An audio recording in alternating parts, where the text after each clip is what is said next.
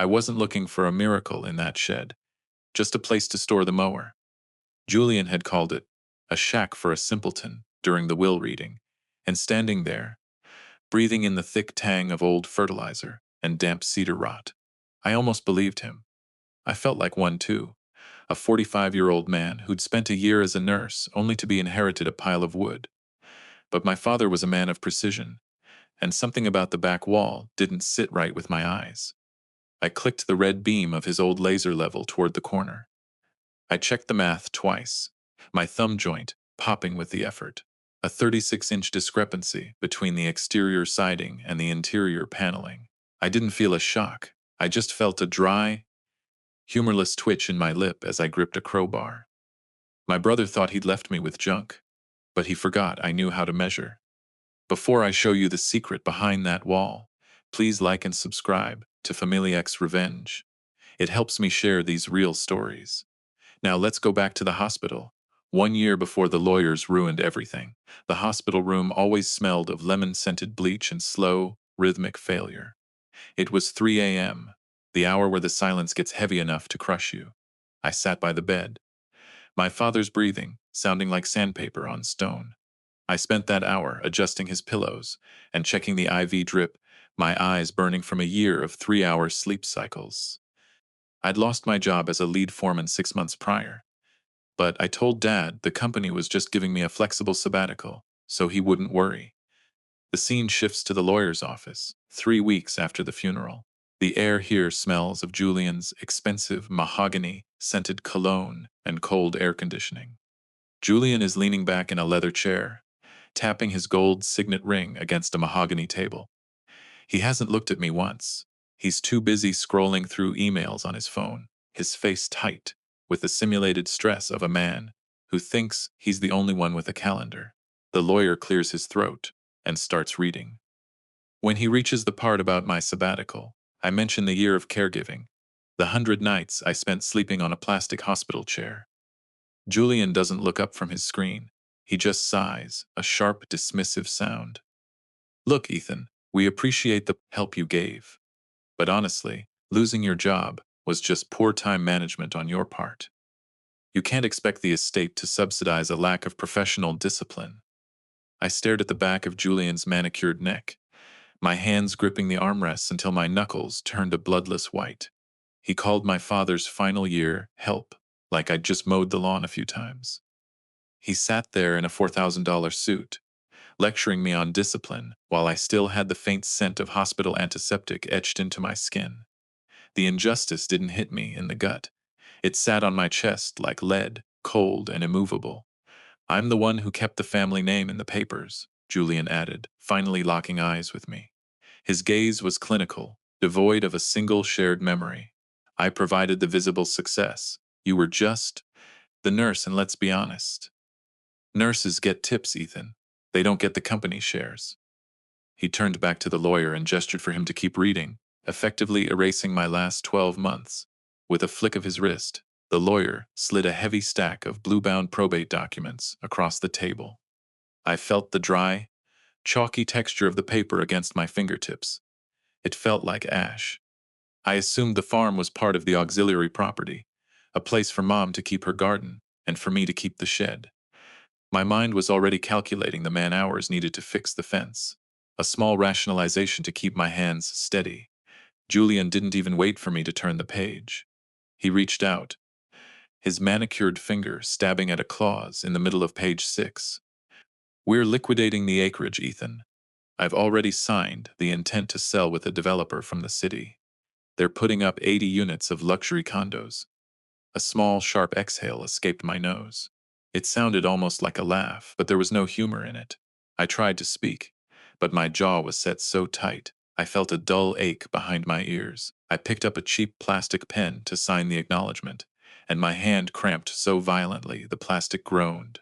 I wasn't just losing a field. I was losing the dirt my father had bled into for 20 years, while Julian was busy climbing a corporate ladder made of vapor and ego. You get the shed and the 65 square feet it sits on, Julian said, his voice flat and final. The rest is mine to manage. I'm the one who knows how to turn a stagnant asset into capital. He looked at me then, a flicker of genuine disdain crossing his face. Nurses get tips. Ethan, businessmen, get the land now. Sign the papers so I can get to my flight. The shed felt like a wooden coffin. I sat on a bucket, the silence ringing in my ears. My hand reached for the pill bottle I used to carry for Dad, but found only lint. I was 45, jobless, and my only inheritance was a rotting shack. I pulled Julian's waiver out. I reached for a pen, ready to sign it all away and let the bulldozers win. My legs felt like lead. I couldn't even find the strength to stand. I stared at Dad's old micrometer. I picked it up, but it just felt like a cold reminder of everything I'd failed to guard. I sat there in the dark, waiting for the shadows to finish swallowing the room. It was 4 a.m., that gray, purgatory hour, where the world is too quiet to be honest. I was back in the shed, pacing out the exterior siding again. My boots crunched over frozen mud as I counted, 22 feet on the south side. I walked back inside and pulled the steel tape across the interior floorboards. 19 feet. I shook my head, my brain sluggish from the lack of sleep and the persistent itch of caffeine withdrawal. I must have miscounted. I did it again, dropping the heavy micrometer in the process. The sharp clang against the concrete felt like a gunshot in the pre-dawn stillness. I stood in the center of the shed, my breath frosting in the air. I leaned my weight against the back wall, intending to just close my eyes for a second, but the wood didn't feel solid. There was a hollow, thrumming vibration behind my shoulder blades that shouldn't have been there. I grabbed my father's old laser level, my fingers fumbling with the switch until the red beam sliced through the dust motes. I aimed it at the corner. The math didn't lie this time. There were 36 inches of dead space behind the paneling. Ethan, are you out there? Sarah's voice drifted from the back porch, thin and concerned. I froze, my hand hovering over a loose seam in the plywood. I didn't answer. My control instinct kicked in. I wasn't ready to share this, not yet. Not until I knew if I was chasing a ghost or a legacy. I stayed silent until I heard the porch door click shut. Only then did I wedge the crowbar into the seam and pry. The wood groaned, a sound of decades of tension finally letting go, and the panel popped free to reveal a narrow, climate-controlled chamber. In the shadows was a heavy, industrial steel safe, the one Dad used to keep in the manufacturing office. It was a battleship gray beast that looked like it hadn't been touched since the Nixon administration. My heart wasn't racing. It was thudding with a heavy, rhythmic dread. I found the second key, hidden inside the handle of an old scythe, just where a man like my father would have put it. With a rusty, agonizing turn, the heavy door groaned open. Inside weren't stacks of hundreds or gold bars. It was a wall of velvet-lined drawers. I pulled one open, and the sight nearly knocked the wind out of me. Dozens of vintage timepieces, Rolexes, Patek Philips, Omegas all ticking in a low, mechanical chorus.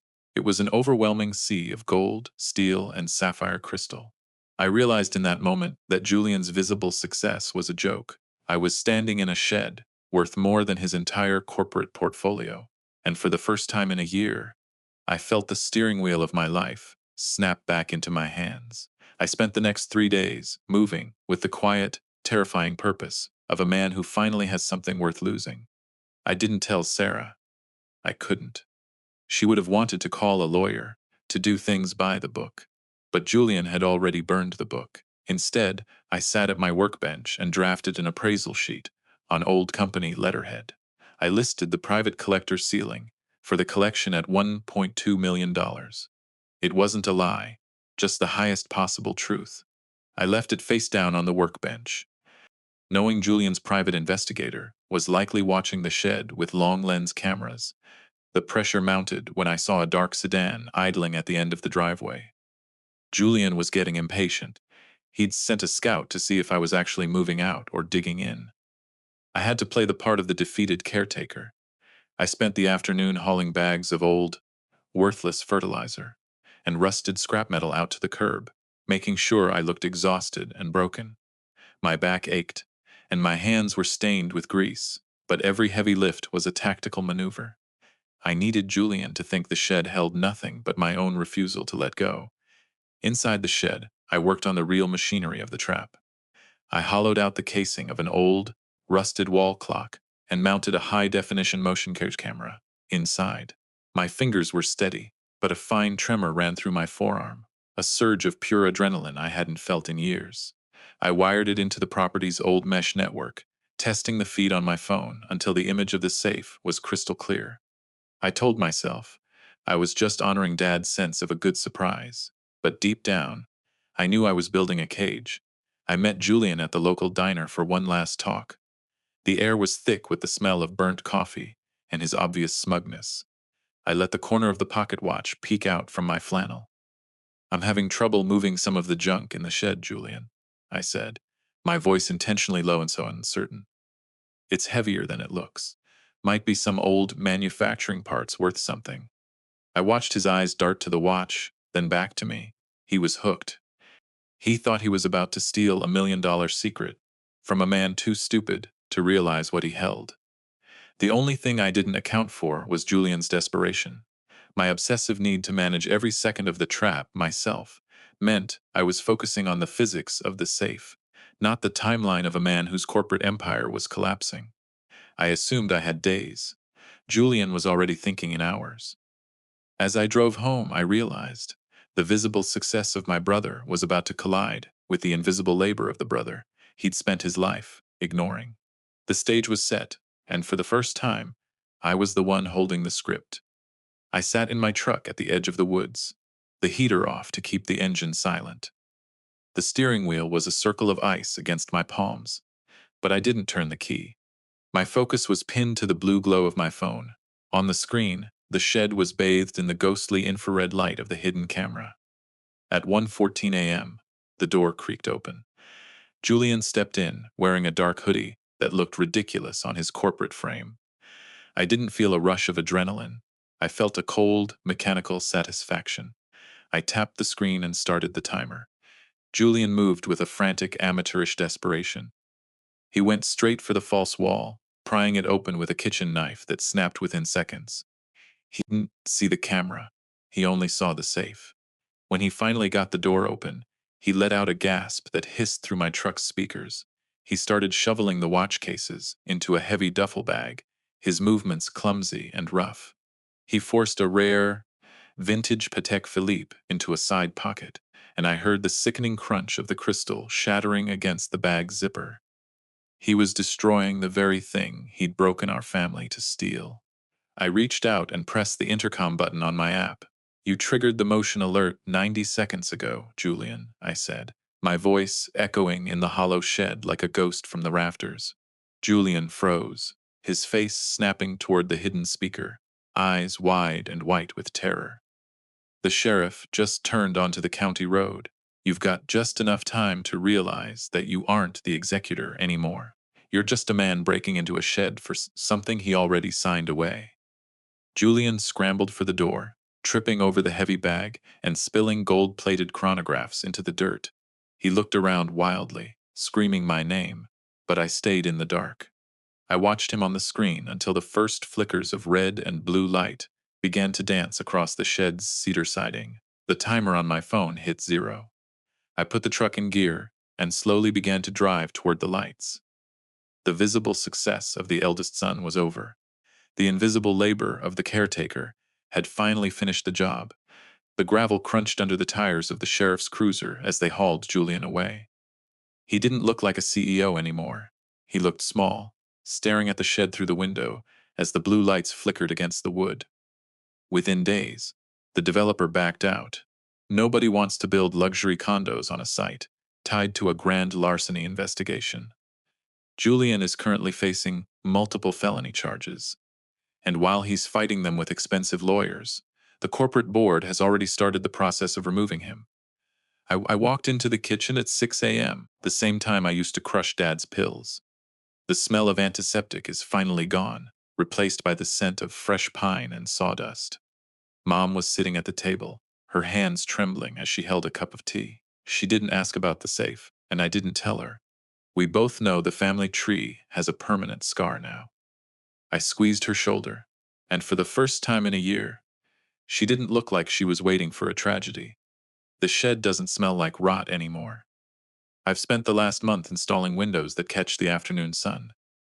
I sat on a new workbench today, holding my father's old micrometer. I wasn't measuring a false wall or a secret safe. I was measuring the gap between the slats of a crib. I'm building for the son we're expecting in the spring. 2.375 inches. I adjusted the wood by a hair, clicking the dial until it was perfect. Dad would have liked the precision. If this story touched you, or made you think about the price of loyalty, I'd appreciate a like and subscribe to Family X Revenge. It helps me keep sharing these real experiences. Thanks for listening.